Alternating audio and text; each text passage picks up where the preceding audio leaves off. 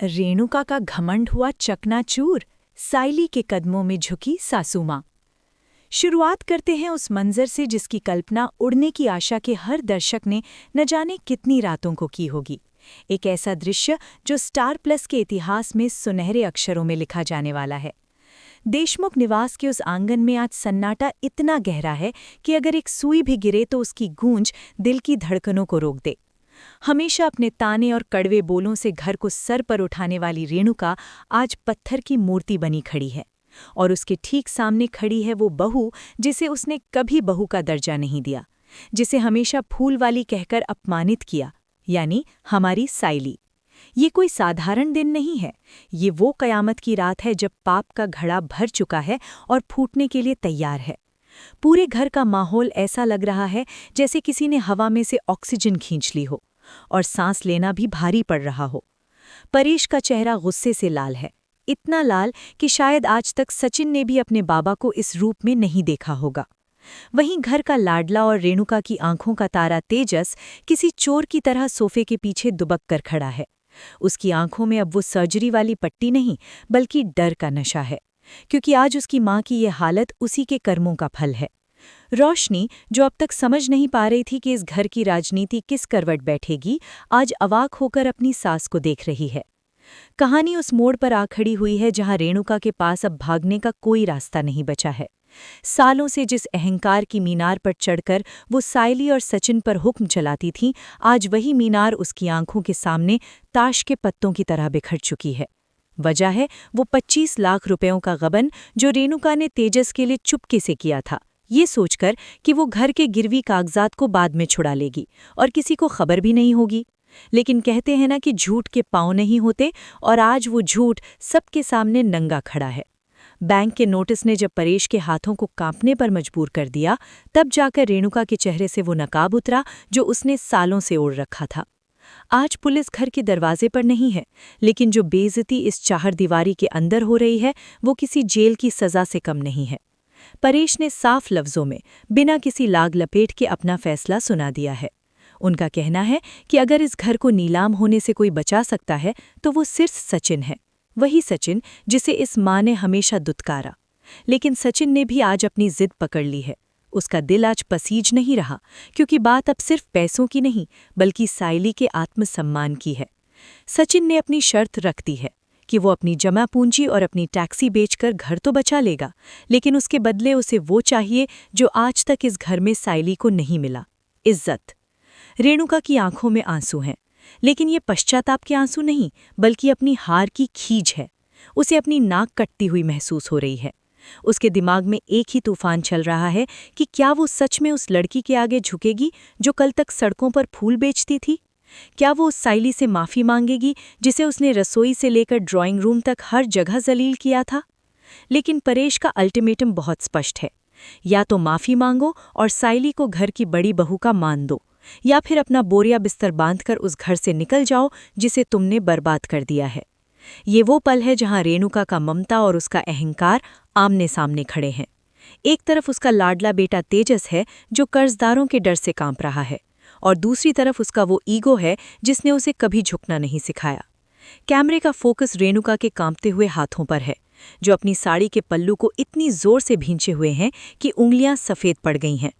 पसीने की बूंदें उसके माथे से होकर गालों तक आ रही हैं, और ये पसीना गर्मी का नहीं बल्कि उस डर का है कि उसका राज अब पूरी दुनिया के सामने आ गया है। साइली, जो हमेशा की तरह शांत और संयमित है, आज भी अपनी जगह पर अडिग खड़ी है। उसकी आंखों में कोई जीत की खुशी नहीं है, ना ही कोई बदला लेने का भाव। यही बात साइली को रेणुका से अलग और महान बनाती है। उसे ये तमाशा पसंद नहीं आ रहा। वो चाहती तो आज रेणुका पर चिल्ला सकती थी, उसे याद दिला सकती थी कि कैसे उसने साइली के पिता की बीमारी के वक्त मदद नहीं की थी, कैसे उसने हर त्योहार पर साइली को रुलाया था। लेकिन साइली चुप है। ये चुप्पी रेणुका को और ज्यादा चुभ रही है। साइली की खामोशी रेणुका के शोर मचाते अहंकार पर भारी पड़ रही है। सचिन साइली के ठीक बगल में एक चट्टान की तरह खड़ा है। उसकी आंखों में आज अपनी माँ के लिए प्यार नहीं बल्कि एक अजीब सी वितृष्णा है। वो देख रहा है कि कैसे उसकी माँ आज भी अपनी गलती मानने के बजाय बहाने तलाश रही है। सचिन जानता है कि अगर आज रेणुका नहीं झुकी तो कल फिर वही होगा, फिर साइली का अपमान होगा। इसलिए आज वो बीच बचाव करने के लिए आगे नहीं आ रहा। ये लड़ाई अब आर पार की है। धीरे धीरे रेणुका अपने कदम बढ़ाती है। उसके पैरों में जैसे मणों का वजन बंधा हो। हर एक कदम उसके लिए किसी पहाड़ चढ़ने जैसा है। घर की बाकी बहुएं और बेटे सांस रोके ये दृश्य देख रहे हैं। रेणुका साइली के करीब पहुंचती है। दोनों के बीच अब बस कुछ इंच का फासला है। वो फासला जो अमीरी और गरीबी का था, वो फासला जो सास और बहू का था, वो फासला जो नफरत और प्यार का था, आज सब मिटने वाला है। रेणुका की नज़रें झुकी हुई हैं। वो साइली की आंखों में देखने की हिम्मत नहीं जुटा पा रही। उसके होंठ फड़फड़ाते हैं। वो कुछ बोलना चाहती है, लेकिन शब्द गले में अटक जाते हैं। शायद माफ़ी शब्द उसकी डिक्शनरी में कभी था ही नहीं। परेश पीछे से एक बार फिर गरजते हैं और उस गर्जना से रेणुका का शरीर सिहर उठता है। वो जानती है कि अब और देर करने का मतलब है हमेशा के लिए बेघर होना। मजबूरन न चाहते हुए भी एक कठपुतली की तरह रेणुका का शरीर झुकना शुरू होता है। ये दृश्य दर्शकों के रोंगटे खड़े करने वाला है। वो घुटने जो कभी किसी के आगे नहीं मुड़े, आज मुड़ रहे हैं। वो हाथ जो हमेशा उंगली उठाने के लिए उठते थे, आज जुड़ रहे हैं। रेणुका धीरे धीरे जमीन पर बैठती है। पूरा घर स्तब्ध है। रोशनी ने अपने मुंह पर हाथ रख लिया है। उसे यकीन नहीं हो रहा कि वो अपनी दबंग सास को इस हाल में देख रही है। तेजस ने अपनी आंखें फेर ली हैं, क्योंकि वो अपनी माँ की ये दुर्गति नहीं देख सकता जिसका जिम्मेदार वो खुद है। रेणुका के हाथ साइली के पैरों की तरफ बढ़ते हैं। ये सिर्फ एक शारीरिक क्रिया नहीं है, ये एक साम्राज्य का पतन है। रेणुका का हाथ जैसे ही साइली के पैरों को छूने वाला होता है, समय जैसे थम सा जाता है। ये ठंडा स्पर्श है। इसमें कोई अपनापन नहीं, बस एक सौदा है जो उसने अपनी छत बचाने के लिए किया है। लेकिन दुनिया की नज़र में और इस कहानी के पन्नों में ये साइली की सबसे बड़ी जीत है। साइली के पैरों पर रेणुका का माथा टिकने ही वाला होता है कि साइली के चेहरे पर एक लकीर खिंचती है, एक असहजता की लकीर। क्या साइली ये होने देगी? क्या एक संस्कारी बहू अपनी सास को अपने पैरों में गिरने देगी? या फिर यहाँ भी साइली अपनी महानता का परिचय देकर रेणुका को थाम लेगी?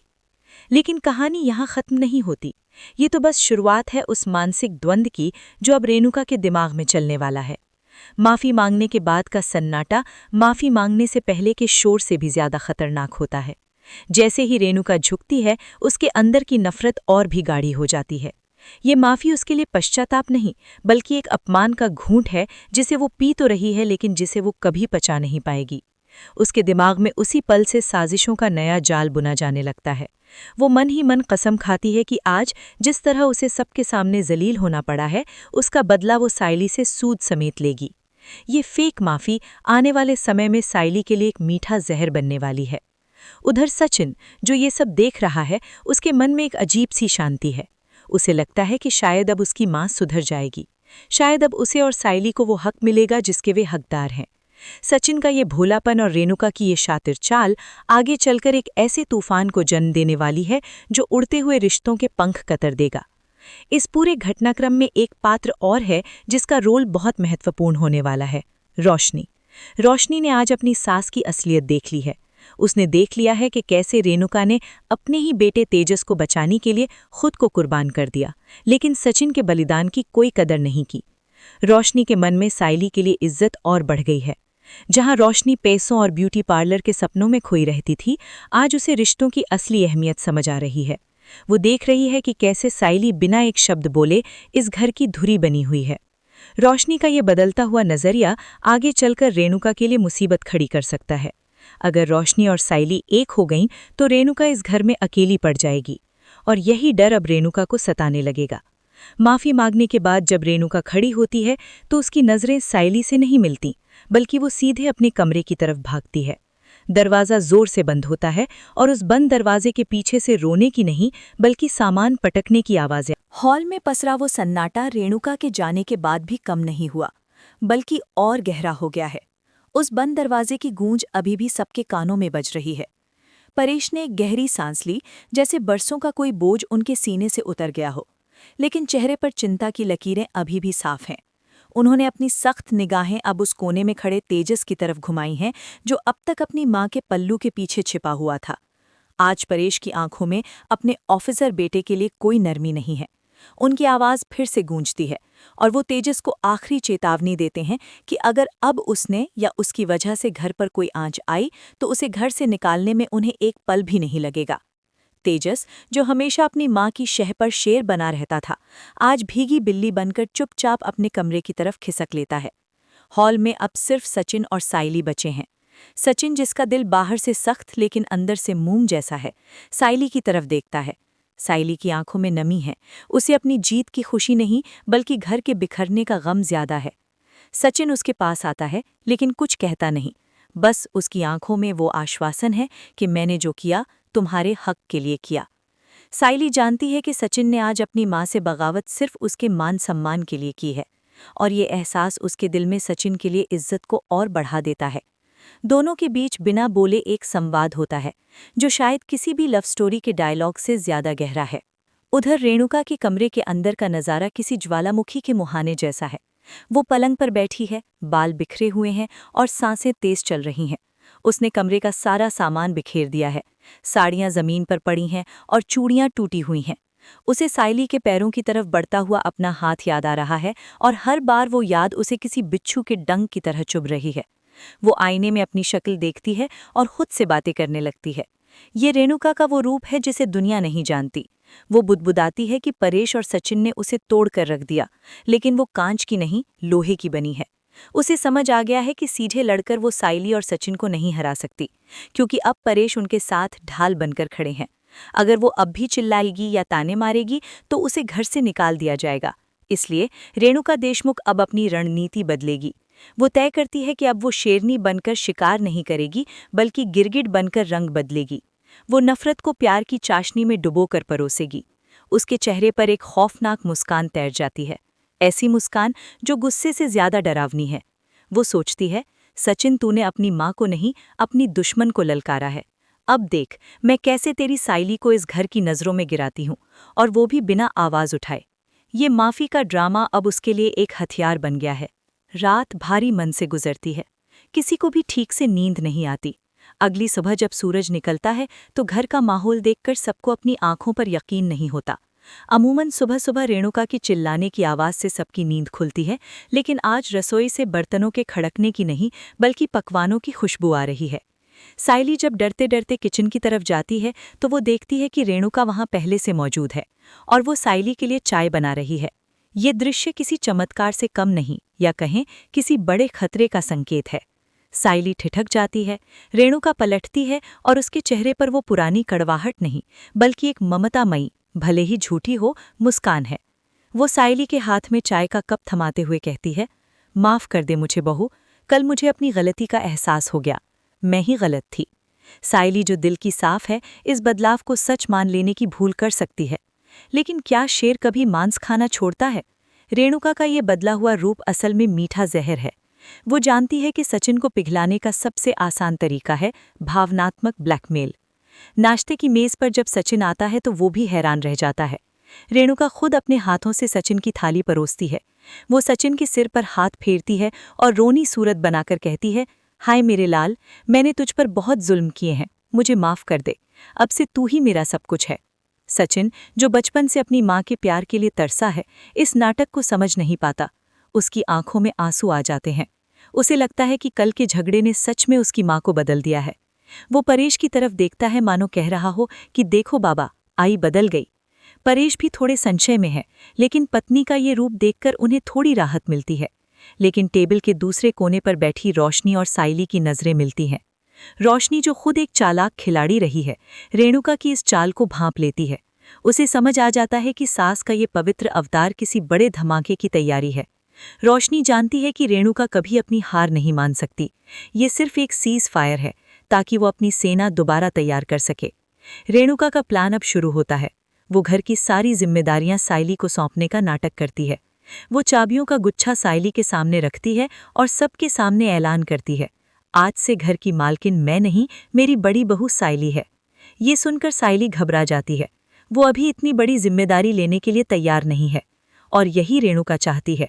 वो चाहती है कि साइली के कंधों पर इतना बोझ डाल दिया जाए कि वो दब जाए। रेणुका जानती है कि साइली से गलती होगी, और जैसे ही साइली से कोई चूक होगी, रेणुका बेचारी सास बनकर सबको दिखाएगी कि देखो, मैंने तो सब दे दिया था, लेकिन ये संभाल नहीं पाई। ये एक मनोवैज्ञानिक खेल है। रेणुका अब साइली को महान बनाने का नाटक करके उसे फंसाएगी।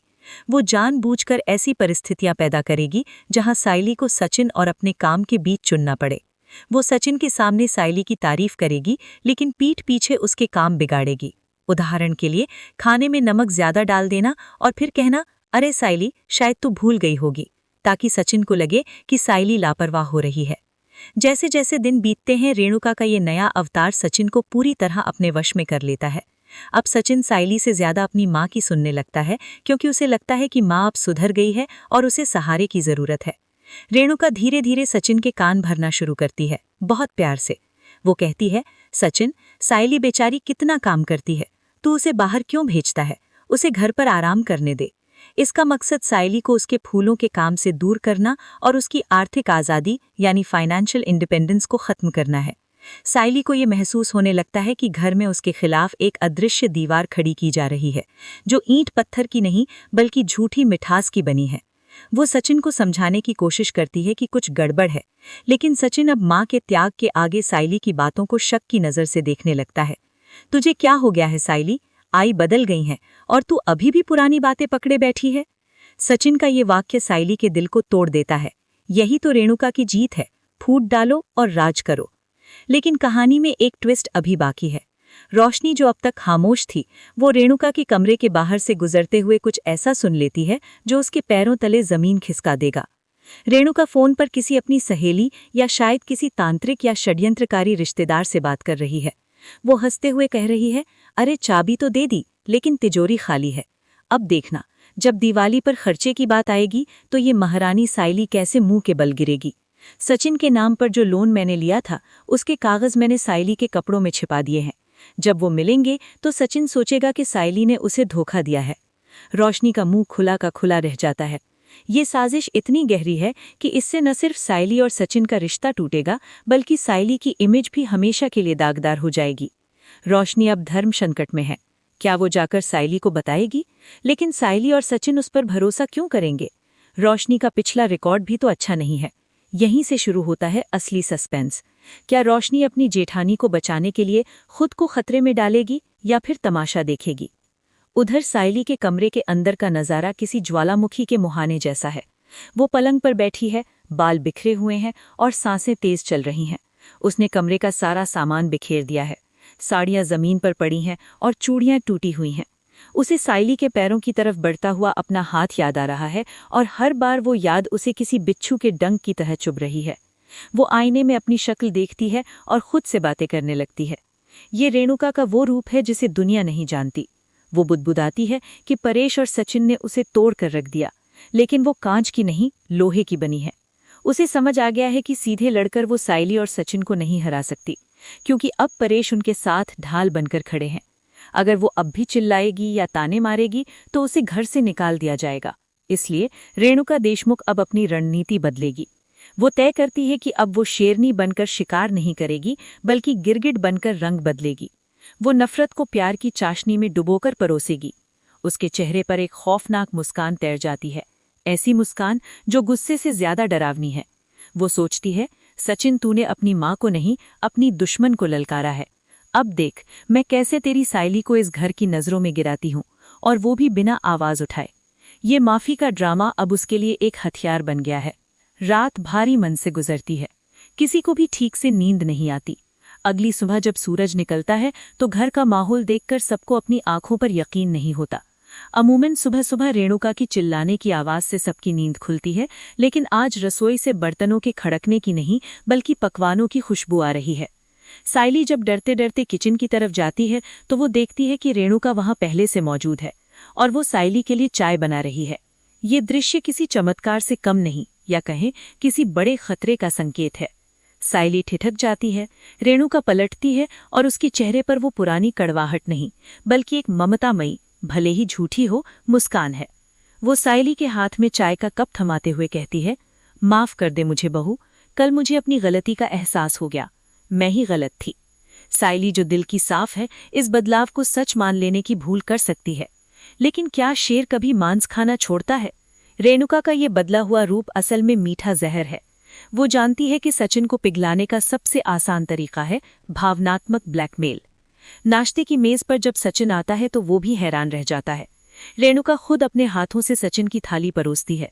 वो सचिन के सिर पर हाथ फेरती है और रोनी सूरत बनाकर कहती है, हाय मेरे लाल, मैंने तुझ पर बहुत जुल्म किए हैं, मुझे माफ कर दे। अब से तू ही मेरा सब कुछ है।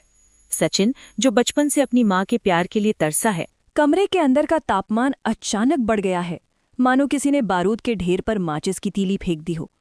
सचिन के हाथ में वो लिफाफा है और उसकी नजरें बारी बारी से अपनी माँ रेणुका और अपनी पत्नी साइली पर घूम रही हैं।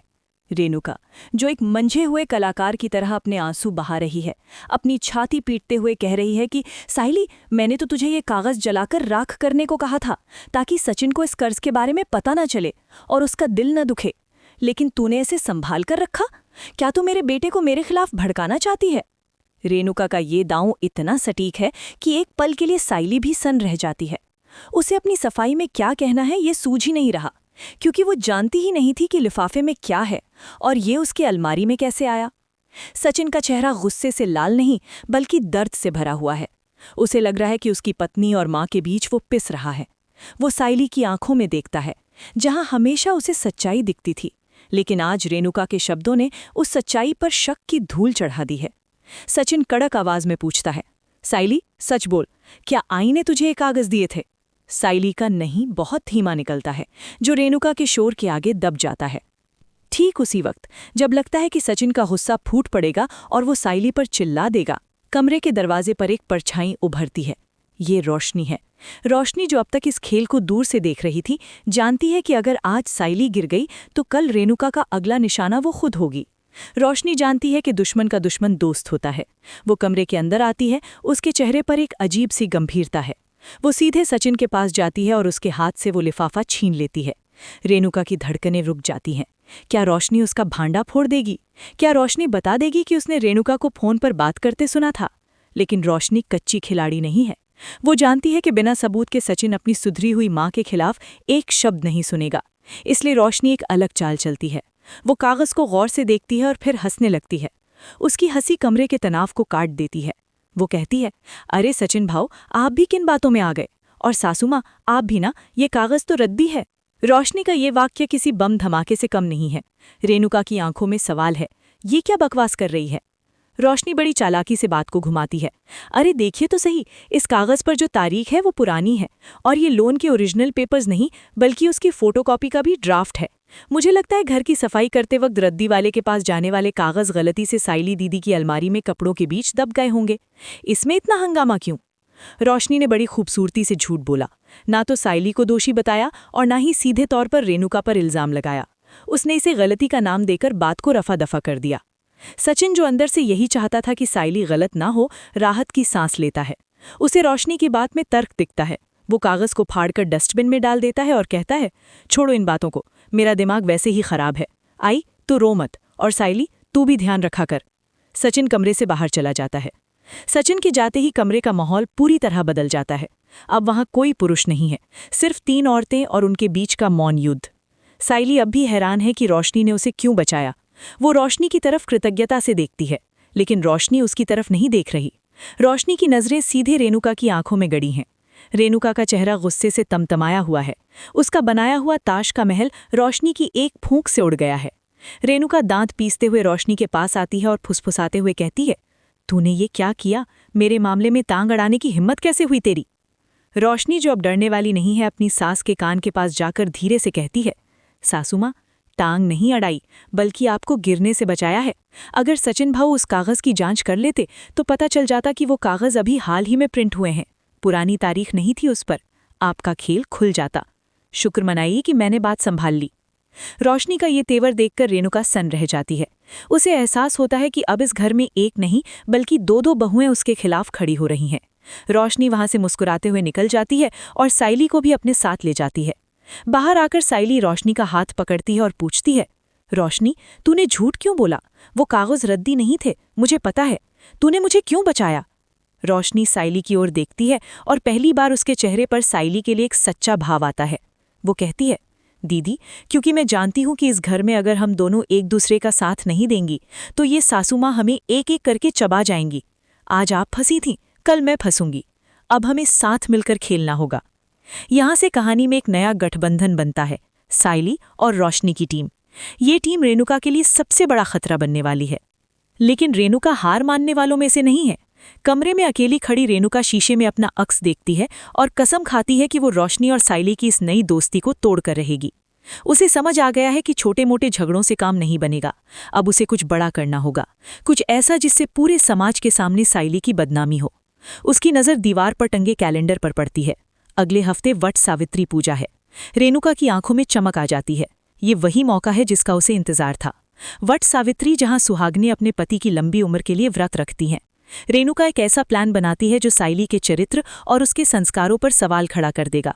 वो मन ही मन सोचती है, साइली, तूने घर के अंदर तो रोशनी की मदद से खुद को बचा लिया, लेकिन जब पूरा मोहल्ला, समाज और तेरे वो फूल वाले रिश्तेदार देखेंगे, तब तुझे कौन बचाएगा? अगले कुछ दिन घर में अजीब सी शांति रहती है। ये तूफान से पहले की शांति है। रेणुका बहुत मीठी बन गई है, इतनी मीठी कि किसी को भी शुगर हो जाए। वो वट सावित्री पूजा की तैयारियों में जोर शोर से लगी है। वो पूरे मोहल्ले को न्योता देती है। वो विशेष रूप से साइली की माँ और भाई को भी बुलाती है। साइली को लगता है कि शायद रेणुका सच में रिश्ते सुधारना चाहती है, लेकिन रोशनी को शक है। वो साइली को आगाह करती है, दीदी, चौकन्ना रहना, ये औरत इतनी आसानी से नहीं सुधरेगी। पूजा का दिन आता है। घर को फूलों से सजाया गया है। साइली बहुत खूबसूरत साड़ी पहनकर तैयार होती है। सचिन उसे देखकर मंत्रमुग्ध हो जाता है। दोनों के बीच एक प्यारा सा रोमांटिक पल भी होता है, जहां सचिन साइली के गजरा लगाता है। ये पल दर्शकों को बहुत पसंद आएगा, लेकिन ये खुशी बस कुछ पलों की मेहमान है। पूजा शुरू होती है। सभी औरतें वट वृक्ष की परिक्रमा कर रही हैं। रेणुका ने साइली के लिए जो पूजा की थाली तैयार की है, उसमें उसने एक बहुत ही घिनौनी चाल चली है। उसने थाली के सिंदूर में कुछ मिला दिया है या शायद धागे के साथ छेड़छाड़ की है। लेकिन असली धमाका तब होता है जब पंडित जी कथा सुना रहे होते हैं। अचानक भीड़ में से एक औरत खड़ी होती है, जिसे रेणुका ने पैसे देकर बुलाया था, और जोर से कहती है, अरे, ये तो वही लड़की है ना जिसे मैंने उस दिन बाजार में किसी पराये मर्द के साथ देखा था। सन्नाटा छा जाता है। सब लोग साइली की तरफ देखने लगते हैं। सचिन भी चौंक जाता है। वो औरत आगे बढ़ती है और एक फोटो दिखाती है। ये फोटो मॉफ्ट है, एडिटेड है, जिसमें साइली किसी अजनबी के साथ खड़ी है। असल में ये रेणुका का मास्टर स्ट्रोक है। सचिन, जो स्वभाव से शक की बीमारी का मरीज नहीं है, लेकिन अपनी इज्जत को लेकर बहुत संवेदनशील है, फोटो देखकर हक्का बक्का रह जाता है। रेणुका तुरंत अपना ड्रामा शुरू करती है। हाय रे, मेरी फूटी किस्मत, मैंने तो इसे माफ करके घर की इज्जत सौंपी थी और इसने मेरी नाक कटा दी। क्या इसी दिन के लिए तूने सचिन से शादी की थी? साइली रोते हुए कहती है कि ये झूठ है, वो उस आदमी को जानती तक नहीं। लेकिन भीड़ तमाशा देख रही है और बातें बना रही है। साइली की माँ अपनी बेटी के बचाव में आती हैं, लेकिन रेणुका उन्हें भी चुप करा देती हैं। अब सबकी निगाहें सचिन पर हैं। क्या सचिन अपनी पत्नी पर भरोसा करेगा या उस झूठी तस्वीर और समाज के ताने उस पर हावी हो जाएंगे? तभी रोशनी भीड़ को चीरती हुई आगे आती है, लेकिन इस बार उसके हाथ में कोई सफाई नहीं, बल्कि उसके हाथ में तेजस का फोन है। ये एक ऐसा ट्विस्ट है जिसकी उम्मीद रेणुका ने भी नहीं की थी। रोशनी चिल्लाती है, रुकिए, ये फोटो तो झूठ है ही, लेकिन इस झूठ को बनाने वाला कोई और नहीं बल्कि हमारे घर का ही कोई सदस्य है। रेणुका का दिल बैठ जाता है। क्या रोशनी ने पता लगा लिया कि फोटो किसने एडिट की?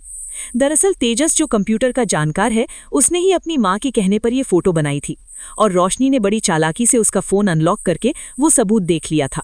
लेकिन क्या रोशनी भरे समाज में अपनी सास और जेठ या देवर को नंगा करेंगी, या वो इस सबूत का इस्तेमाल करके रेणुका को ब्लैकमेल करेंगी? कहानी अब उस नाजुक मोड़ पर है जहां एक शब्द भी रिश्तों को हमेशा के लिए बदल सकता है। सचिन का गुस्सा अब सातवें आसमान पर है, लेकिन ये गुस्सा साइली पर है या उस औरत पर, ये अभी साफ नहीं है। और परेश चुपचाप सब देख रहे हैं, लेकिन उनकी खामोशी बता रही है कि आज घर में कोई बड़ा फैसला होने वाला है। भीड़ में पिन ड्रॉप साइलेंस है। सबकी निगाहें रोशनी के हाथ में पकड़े उस मोबाइल फोन और सचिन के चेहरे पर दिखी हैं। रोशनी, जिसने आज निडरता की एक नई मिसाल पेश की है, सीधे सचिन के पास पहुंचती है। वो कोई लंबी चौड़ी भूमिका नहीं बांधती, बस मोबाइल की स्क्रीन सचिन की आंखों के सामने कर देती है। स्क्रीन पर गैलरी नहीं, बल्कि एक फोटो एडिटिंग ऐप खुला हुआ है। वहां साफ साफ देखा जा सकता है कि कैसे साइली की एक पुरानी तस्वीर को काटकर किसी दूसरे आदमी के धड़ के साथ जोड़ा गया है। ये सबूत इतना पुख्ता है कि इसे झुटलाने की गुंजाइश न के बराबर है। रोशनी की आवाज गूंजती है, सचिन भाऊ, देखिए, ये कलाकारी किसी और की नहीं बल्कि आपके लाडले भाई तेजस की है। ये फोटो अभी 10 मिनट पहले इसी फोन से एडिट करके उस औरत के व्हाट्सएप पर भेजी गई थी। सचिन का हाथ कांपता है, डर से नहीं बल्कि उस गुस्से से जो अब ज्वालामुखी बनकर फटने वाला है। वो धीरे से गर्दन घुमाकर तेजस की ओर देखता है। तेजस, जो अब तक चोरों की तरह नजरें चुरा रहा था, सचिन की वो खूनी आंखें देखकर थर थर कांपने लगता है। उसका पसीना छूट जाता है। सचिन एक झटके में तेजस का कॉलर पकड़कर उसे सबके बीच घसीटते हुए लाता है। बोल, ये क्या है? तेजस जो रीढ़ की हड्डी से हीन इंसान है, दबाव पड़ते ही टूट जाता है। उसे अपनी जान प्यारी है, माँ का मान नहीं।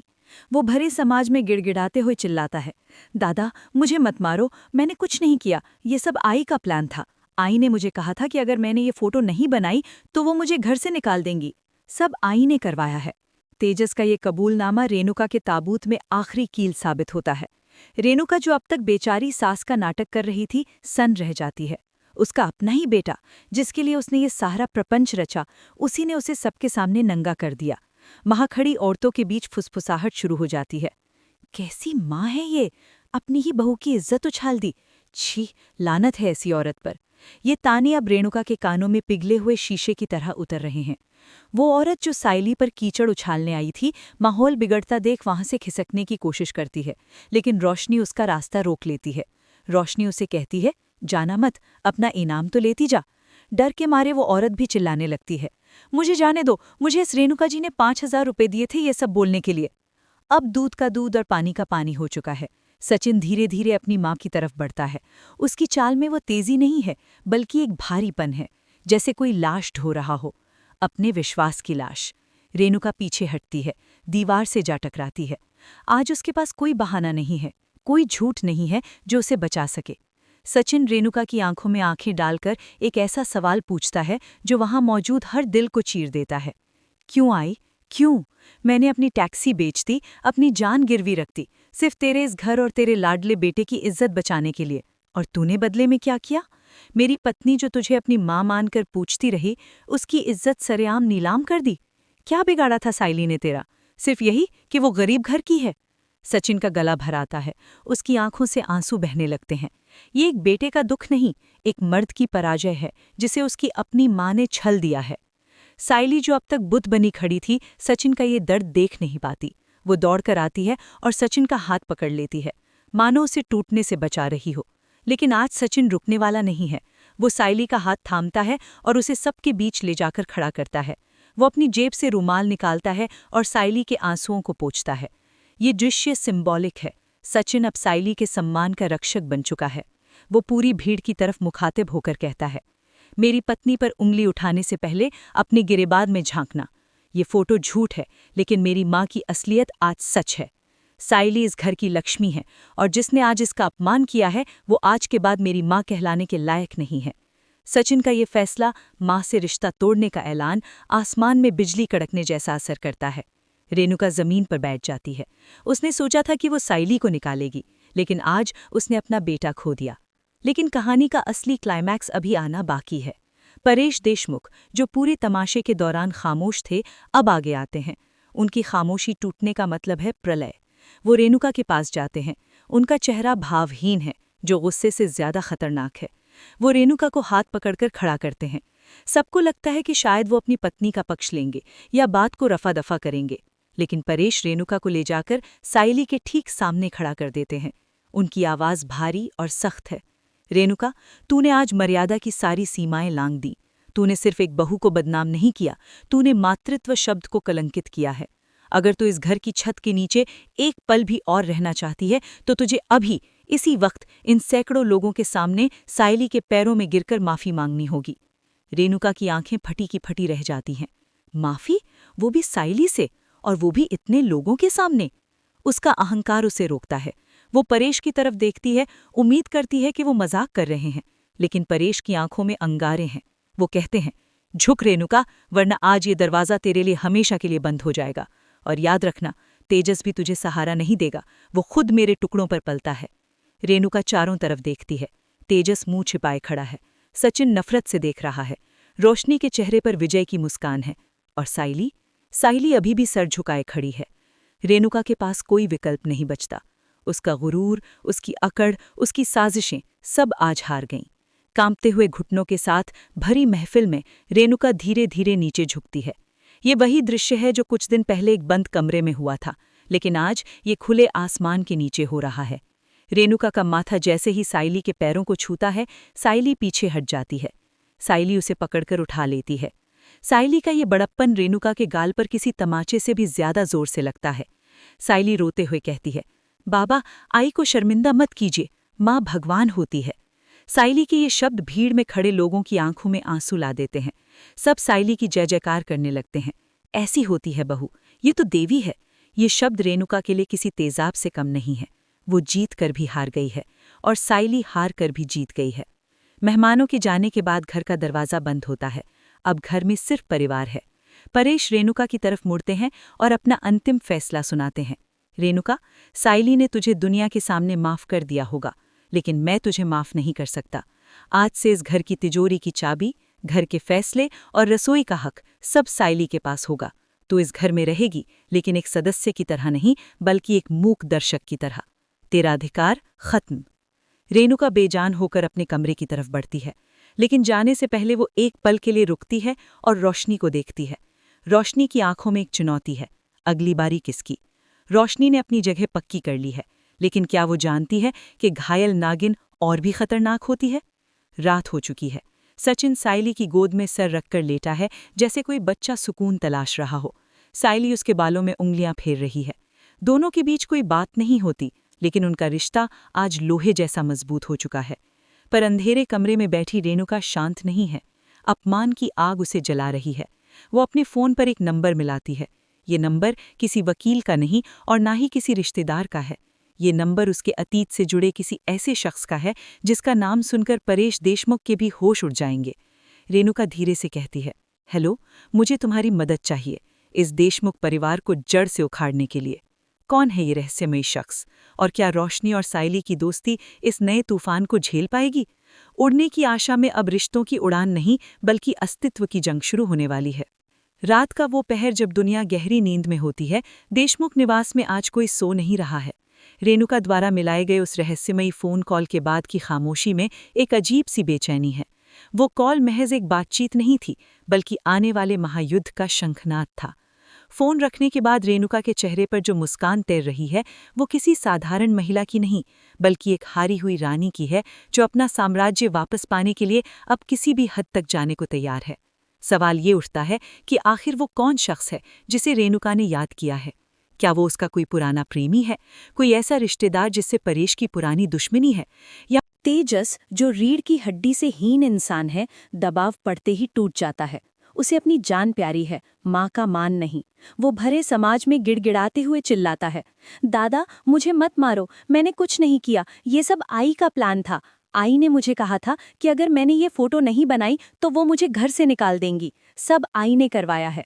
तेजस का ये कबूलनामा रेणुका के ताबूत में आखिरी कील साबित होता है। रेणुका, जो अब तक बेचारी सास का नाटक कर रही थी, सन्न रह जाती है।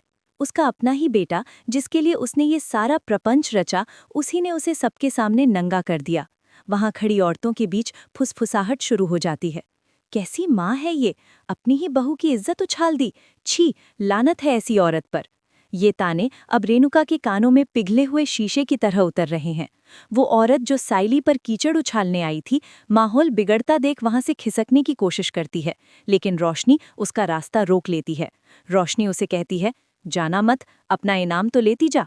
डर के मारे वो औरत भी चिल्लाने लगती है, मुझे जाने दो, मुझे इस रेणुका जी ने 5,000 रुपए दिए थे ये सब बोलने के लिए। अब दूध का दूध और पानी का पानी हो चुका है। सचिन धीरे धीरे अपनी माँ की तरफ बढ़ता है। उसकी चाल में वो तेजी नहीं है, बल्कि एक भारीपन है, जैसे कोई लाश ढो रहा हो, अपने विश्वास की लाश। रेणुका पीछे हटती है, दीवार से जा टकराती है। आज उसके पास कोई बहाना नहीं है, कोई झूठ नहीं है जो उसे बचा सके। सचिन रेणुका की आंखों में आंखें डालकर एक ऐसा सवाल पूछता है जो वहां मौजूद हर दिल को चीर देता है। क्यों आई? क्यों? मैंने अपनी टैक्सी बेच दी, अपनी जान गिरवी रख दी, सिर्फ तेरे इस घर और तेरे लाडले बेटे की इज्जत बचाने के लिए। और तूने बदले में क्या किया? मेरी पत्नी, जो तुझे अपनी माँ मानकर पूछती रही, उसकी इज्जत सरेआम नीलाम कर दी। क्या बिगाड़ा था साइली ने तेरा? सिर्फ यही कि वो गरीब घर की है। सचिन का गला भर आता है, उसकी आंखों से आंसू बहने लगते हैं। ये एक बेटे का दुख नहीं, एक मर्द की पराजय है जिसे उसकी अपनी माँ ने छल दिया है। साइली, जो अब तक बुत बनी खड़ी थी, सचिन का ये दर्द देख नहीं पाती। वो दौड़कर आती है और सचिन का हाथ पकड़ लेती है, मानो उसे टूटने से बचा रही हो। लेकिन आज सचिन रुकने वाला नहीं है। वो साइली का हाथ थामता है और उसे सबके बीच ले जाकर खड़ा करता है। वो अपनी जेब से रुमाल निकालता है और साइली के आंसुओं को पोंछता है। ये दृश्य सिंबॉलिक है। सचिन अब साइली के सम्मान का रक्षक बन चुका है। वो पूरी भीड़ की तरफ मुखातिब होकर कहता है, मेरी पत्नी पर उंगली उठाने से पहले अपनी गिरेबान में झांकना। ये फोटो झूठ है, लेकिन मेरी माँ की असलियत आज सच है। साइली इस घर की लक्ष्मी है, और जिसने आज इसका अपमान किया है वो आज के बाद मेरी माँ कहलाने के लायक नहीं है। सचिन का ये फैसला, माँ से रिश्ता तोड़ने का ऐलान, आसमान में बिजली कड़कने जैसा असर करता है। रेणुका जमीन पर बैठ जाती है। उसने सोचा था कि वो साइली को निकालेगी, लेकिन आज उसने अपना बेटा खो दिया। लेकिन कहानी का असली क्लाइमैक्स अभी आना बाकी है। परेश देशमुख, जो पूरे तमाशे के दौरान खामोश थे, अब आगे आते हैं। उनकी खामोशी टूटने का मतलब है प्रलय। वो रेणुका के पास जाते हैं। उनका चेहरा भावहीन है, जो गुस्से से ज्यादा खतरनाक है। वो रेणुका को हाथ पकड़कर खड़ा करते हैं। सबको लगता है कि शायद वो अपनी पत्नी का पक्ष लेंगे या बात को रफा दफा करेंगे, लेकिन परेश रेणुका को ले जाकर साइली के ठीक सामने खड़ा कर देते हैं। उनकी आवाज भारी और सख्त है। रेणुका, तूने आज मर्यादा की सारी सीमाएं लांघ दी। तूने सिर्फ एक बहू को बदनाम नहीं किया, तूने मातृत्व शब्द को कलंकित किया है। अगर तू इस घर की छत के नीचे एक पल भी और रहना चाहती है, तो तुझे अभी इसी वक्त इन सैकड़ों लोगों के सामने साइली के पैरों में गिरकर माफी मांगनी होगी। रेणुका की आंखें फटी की फटी रह जाती हैं। माफी? वो भी साइली से, और वो भी इतने लोगों के सामने? उसका अहंकार उसे रोकता है। वो परेश की तरफ देखती है, उम्मीद करती है कि वो मजाक कर रहे हैं, लेकिन परेश की आंखों में अंगारे हैं। वो कहते हैं, झुक रेणुका, वरना आज ये दरवाज़ा तेरे लिए हमेशा के लिए बंद हो जाएगा। और याद रखना, तेजस भी तुझे सहारा नहीं देगा, वो खुद मेरे टुकड़ों पर पलता है। रेणुका चारों तरफ देखती है। तेजस मुंह छिपाए खड़ा है। सचिन नफरत से देख रहा है। रोशनी के चेहरे पर विजय की मुस्कान है, और साइली अभी भी सिर झुकाए खड़ी है। रेणुका के पास कोई विकल्प नहीं बचता। उसका गुरूर, उसकी अकड़, उसकी साजिशें सब आज हार गईं। कांपते हुए घुटनों के साथ भरी महफिल में रेणुका धीरे धीरे नीचे झुकती है। ये वही दृश्य है जो कुछ दिन पहले एक बंद कमरे में हुआ था, लेकिन आज ये खुले आसमान के नीचे हो रहा है। रेणुका का माथा जैसे ही साइली के पैरों को छूता है, साइली पीछे हट जाती है। साइली उसे पकड़कर उठा लेती है। साइली का ये बड़प्पन रेणुका के गाल पर किसी तमाचे से भी ज्यादा जोर से लगता है। साइली रोते हुए कहती है, बाबा, आई को शर्मिंदा मत कीजिए, माँ भगवान होती है। साइली के ये शब्द भीड़ में खड़े लोगों की आंखों में आंसू ला देते हैं। सब साइली की जय जयकार करने लगते हैं। ऐसी होती है बहू, ये तो देवी है। ये शब्द रेणुका के लिए किसी तेजाब से कम नहीं है। वो जीत कर भी हार गई है, और साइली हार कर भी जीत गई है। मेहमानों के जाने के बाद घर का दरवाज़ा बंद होता है। अब घर में सिर्फ परिवार है। परेश रेणुका की तरफ मुड़ते हैं और अपना अंतिम फैसला सुनाते हैं। रेणुका, साइली ने तुझे दुनिया के सामने माफ कर दिया होगा, लेकिन मैं तुझे माफ नहीं कर सकता। आज से इस घर की तिजोरी की चाबी, घर के फैसले और रसोई का हक सब साइली के पास होगा। तू इस घर में रहेगी, लेकिन एक सदस्य की तरह नहीं, बल्कि एक मूक दर्शक की तरह। तेरा अधिकार खत्म। रेणुका बेजान होकर अपने कमरे की तरफ बढ़ती है, लेकिन जाने से पहले वो एक पल के लिए रुकती है और रोशनी को देखती है। रोशनी की आंखों में एक चुनौती है। अगली बारी किसकी? रोशनी ने अपनी जगह पक्की कर ली है, लेकिन क्या वो जानती है कि घायल नागिन और भी खतरनाक होती है? रात हो चुकी है। सचिन साइली की गोद में सिर रखकर लेटा है, जैसे कोई बच्चा सुकून तलाश रहा हो। साइली उसके बालों में उंगलियां फेर रही है। दोनों के बीच कोई बात नहीं होती, लेकिन उनका रिश्ता आज लोहे जैसा मजबूत हो चुका है। पर अंधेरे कमरे में बैठी रेणुका शांत नहीं है। अपमान की आग उसे जला रही है। वो अपने फोन पर एक नंबर मिलाती है। ये नंबर किसी वकील का नहीं और न ही किसी रिश्तेदार का है। ये नंबर उसके अतीत से जुड़े किसी ऐसे शख्स का है जिसका नाम सुनकर परेश देशमुख के भी होश उड़ सकते हैं। रेणुका धीरे से कहती है, हेलो, मुझे तुम्हारी मदद चाहिए, इस देशमुख परिवार को जड़ से उखाड़ने के लिए। कौन है ये रहस्यमयी शख्स, और क्या रोशनी और साइली की दोस्ती इस नए तूफान को झेल पाएगी? उड़ने की आशा में अब रिश्तों की उड़ान नहीं, बल्कि अस्तित्व की जंग शुरू होने वाली है। रात का वो पहर जब दुनिया गहरी नींद में होती है, देशमुख निवास में आज कोई सो नहीं रहा है। रेणुका द्वारा मिलाए गए उस रहस्यमयी फोन कॉल के बाद की खामोशी में एक अजीब सी बेचैनी है। वो कॉल महज एक बातचीत नहीं थी, बल्कि आने वाले महायुद्ध का शंखनाद था। फोन रखने के बाद रेणुका के चेहरे पर जो मुस्कान तैर रही है, वो किसी साधारण महिला की नहीं, बल्कि एक हारी हुई रानी की है, जो अपना साम्राज्य वापस पाने के लिए अब किसी भी हद तक जाने को तैयार है। सवाल ये उठता है कि आखिर वो शख्स कौन है जिसे रेणुका ने याद किया है? क्या वो उसका कोई पुराना प्रेमी है, कोई ऐसा रिश्तेदार जिससे परेश की पुरानी दुश्मनी है, या फिर कोई ऐसा साहूकार जो इस घर को नीलाम करवाकर परेश को सड़क पर ला सकता है? दोस्तों, मेरी यानी आपकी ड्रामा क्वीन पूजा की सिक्स्थ सेंस कहती है कि ये नया किरदार शो की पूरी कहानी को पलट कर रख देगा। ये शख्स रेणुका का ब्रह्मास्त्र होगा जो सीधे सचिन और साइली के रिश्ते पर वार करेगा। अगली सुबह का सूरज एक नई व्यवस्था लेकर उगता है। घर का नजारा पूरी तरह बदल चुका है। जो चाबियों का गुच्छा कल तक रेणुका की कमर पर लटकता था और जिसकी खनक से पूरा घर डरता था, आज वो गुच्छा साइली के पल्लू में बंधा है। लेकिन साइली के चेहरे पर उस ताकत का गुमान नहीं है। वो आज भी उतनी ही विनम्र है। वो सुबह सबसे पहले उठकर पूजा करती है और फिर झिझकते हुए परेश के पास जाती है। वो चाबियां वापस करना चाहती है, कहते हुए कि बाबा, मैं ये जिम्मेदारी नहीं उठा सकती, आई को बुरा लगेगा। लेकिन परेश का फैसला पत्थर की लकीर है। वो अपने सिर पर हाथ रखकर कहते हैं, बेटी, ये ताकत नहीं, जिम्मेदारी है, और इस घर में जिम्मेदारी उठाने की ताकत सिर्फ तुझ में है, रेणुका में नहीं। ये दृश्य दीवार के पीछे खड़ी रेणुका देख रही है। उसकी मुट्ठियां भिज जाती हैं। वो मन ही मन कहती है, रख ले साइली, 4 दिन की चांदनी है। जिस दिन मेरा वो मेहमान इस घर की दहलीज पार करेगा, उस दिन ये चाबियां तो क्या, तो इस घर की ईंट भी नहीं बचा पाएगी। सचिन का व्यवहार भी अब पूरी तरह बदल चुका है। कल की घटना ने उसे रातों रात परिपक्व बना दिया है। आज जब वो अपनी टैक्सी लेकर निकलता है तो वो साइली को बताकर जाता है, साइली, आज जल्दी आऊंगा, तुझे कहीं बाहर ले चलूंगा। ये छोटा सा वाक्य साइली के लिए किसी सपने जैसा है। जो सचिन कल तक उसे फूलवाली कहकर चिढ़ाता था, आज वो उसे अपनी प्राथमिकता बना रहा है। लेकिन क्या ये खुशियां टिक पाएंगी? क्योंकि उधर रोशनी, जो अब खुद को सेफ मान रही है, एक नई मुसीबत में फंसने वाली है। तेजस, जिसे रोशनी ने सबके सामने बेनकाब किया था, अब रोशनी का दुश्मन नंबर 1 बन चुका है। तेजस कमरे में बैठकर रोशनी को घूर रहा है। उसकी आंखों में डर नहीं, बदला है। वो जानता है कि रोशनी का अतीत भी दूध का धुला नहीं है। तेजस अब रोशनी के पुराने राज खंगालना शुरू करेगा। वो जानता है कि रोशनी ने भी झूठ बोलकर शादी की है। अगर तेजस को रोशनी की असलियत का सबूत मिल गया तो रोशनी और साइली का ये गठबंधन ताश के पत्तों की तरह बिखर जाएगा। रोशनी को अब 2 मोर्चों पर लड़ना होगा, एक तरफ सास रेणुका और दूसरी तरफ अपना ही पति तेजस। कहानी अब उस मोड़ पर आ खड़ी हुई है जहां हर किरदार एक दौराहे पर है। साइली के पास पावर है लेकिन वो उसे इस्तेमाल करना नहीं जानती। रेणुका के पास पावर नहीं है लेकिन उसके पास अनुभव और कूटनीति है। सचिन साइली के साथ है लेकिन वो भावुक है, जिसे आसानी से भटकाया जा सकता है। और वो रहस्यमयी शख्स जिसकी परछाई अब देशमुख निवास की तरफ बढ़ रही है, वो इस शो का सबसे बड़ा टर्निंग पॉइंट साबित होगा। मेरी भविष्यवाणी ये है कि आने वाले एपिसोड्स में हम देखेंगे कि रेणुका बीमार होने का नाटक करेगी। जी हाँ, सहानुभूति यानी सिंपैथी उसका अगला कार्ड होगा। वो खाना पीना छोड़ देगी और सचिन, जो दिल का साफ है, फिर से पिघलने लगेगा।